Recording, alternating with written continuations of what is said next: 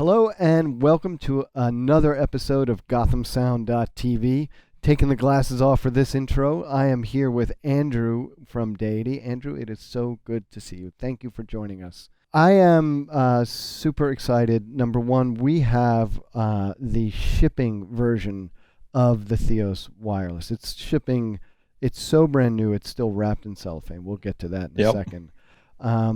But I think one of the things we wanted to accomplish in this video is, now that it's shipping, tell us where we're at with the Theos. What are the features? Absolutely. I mean, it's not the traditional method for interacting with gear like this. More often than not, I know people who are watching at home are probably used to a top-down style receiver so that once it goes in your bag, you're always getting visual information from it.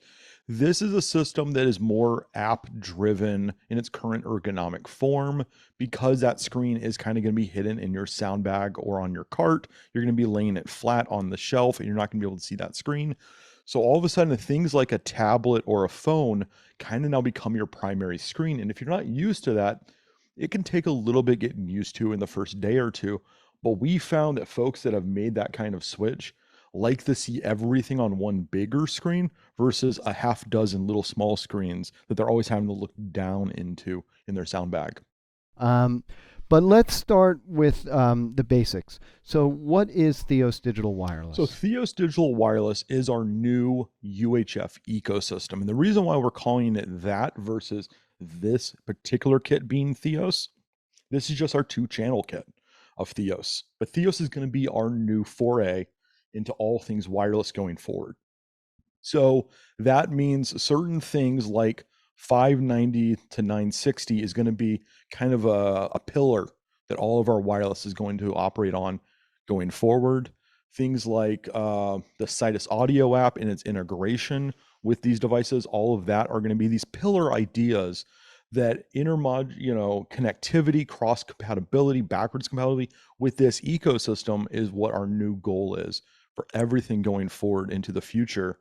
And that is our idea of what Theos is. It's a new way to look at it in the sense that it is wireless, but because we also make the timecode products, because we make the new PR2 recorder, it also needs to interact with those devices as well.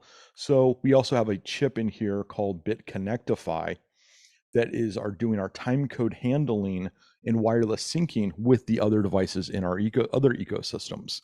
So there's not just a Theos compatibility that's going to be going forward, but there is a BitConnectify compatibility layer that's going to be going forward almost exclusively on every device that we start making. And that includes the slate? That includes the timecode products? Yeah, the slate, the TC1, the upcoming PR2, the new DBTX and the D2RX, as well as the new and already announced DLTX. So we've really started to build this idea that a single hub is what you want. It's kind of like a smart hub for your house. You want everything going into that Alexa speaker or into that Google Nest Home kind of product where I can control everything in my house.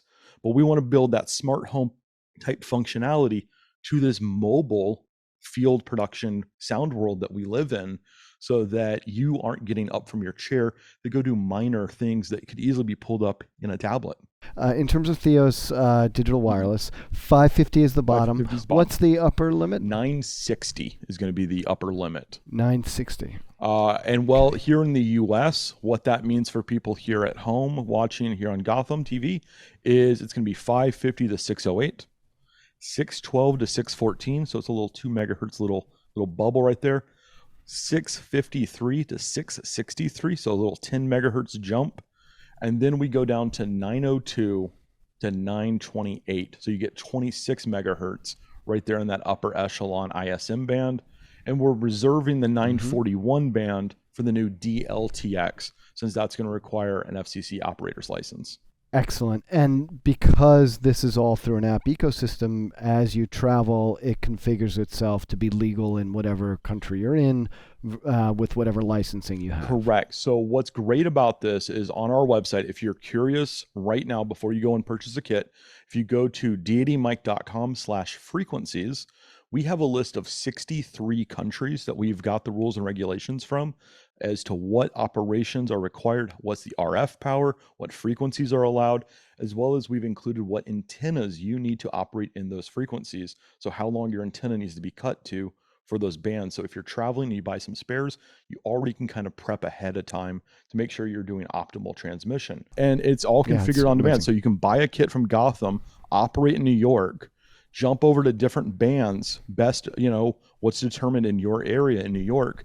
You get that phone call for a travel gig, reality, documentary. Boom, you're on a plane and you're not changing out, you're not having to rent anything extra. The kit you own is the kit you can travel with. Awesome. Okay.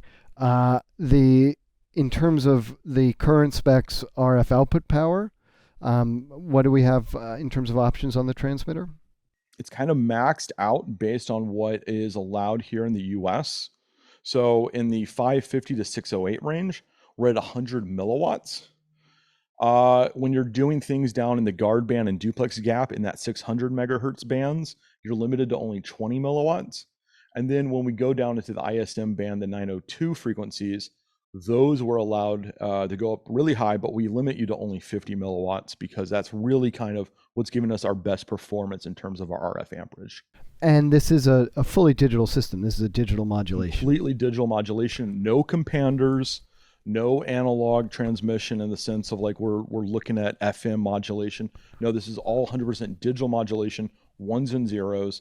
So when it comes to determining the signal from the background RF, we can actually operate on a much more narrower signal to noise ratio with our signal to the background RF noise of an environment. So you're not having to do things like crank the gain on your transmitter to near clipping levels just to get a better SNR. You're not having to do things like run it up to 100 milliwatts to get a nice 18 dB separation. That's not really needed. You can get a much smaller, Right. narrower deviation from your noise signal. And if it's ones, if it's zeros, we're decoding it. And in terms of battery life, how is it powered, and what can one expect from battery life? I've got it loaded up with the two Deity lithium AA batteries. These are single-use AA's, 1.5 volt, 3000 milliamp hour batteries. With this in the transmitter, set to 10 milliwatts, because remember, it's digital. We don't need to be as powerful.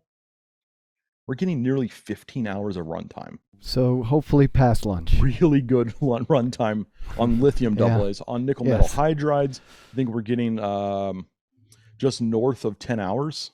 So pretty good day for the average user on a film set. Definitely to lunch and then some. So if you're running a little bit later behind, you're still good to go. On alkalines, I think we're looking at around 8 hours of runtime. So again, solid runtime, get you the lunch on these kinds of productions. And on top of that, the transmitter and the receiver both can be actually powered off USB-C. So if you are wanting to use this as a hop and you're wanting to put the transmitter in your bag, or if you're wanting to actually mount the receiver up on a bigger camera for camera hop and pull USB power off of like a V-mount or Anton Bauer battery, you can do that as well and pull that off their little camera distro for power and run that all externally. So you don't even need AA batteries. Okay, that's fantastic. Yeah, so super flexible, no battery eliminator, and USB-C. Well, and here's what's really cool. If you look at our SPD-1 system for power distro, we make a cable called the SPD-HR3U, and that is a Hirose style connector that's compatible with all the Hirose things. So if you have an audio route or if you've got a Hirose enabled power distro system from another brand, you can use this cable. And it will break it out into 3 USB-C 5 volt connectors on like a little snake or little squid kind of deal. So we can actually technically on one Hirose connector on an audio route, we can actually power 3 receivers. Amazing. All right. The other question that comes up a lot with digital modulation, what kind of latency are we looking at? Sure. So we're looking at 6.3 milliseconds of latency. So it's a consistent latency. It's not a variable, which a lot of people were worried about. It's a consistent latency. So if they're not too far away, if they're really far away, it's all the same. And what's really nice about that is it's actually still faster than what I think most people even realize the speed of sound is in terms of distance. So at the distance of a boom pole that you're using on a film set, the sound from the actor to you is actually going to be longer than it is than wirelessly. So the actual latency, I know 6 sounds significantly more than other systems. It's still well within tolerance of like what's audibly recognized as even being out of sync.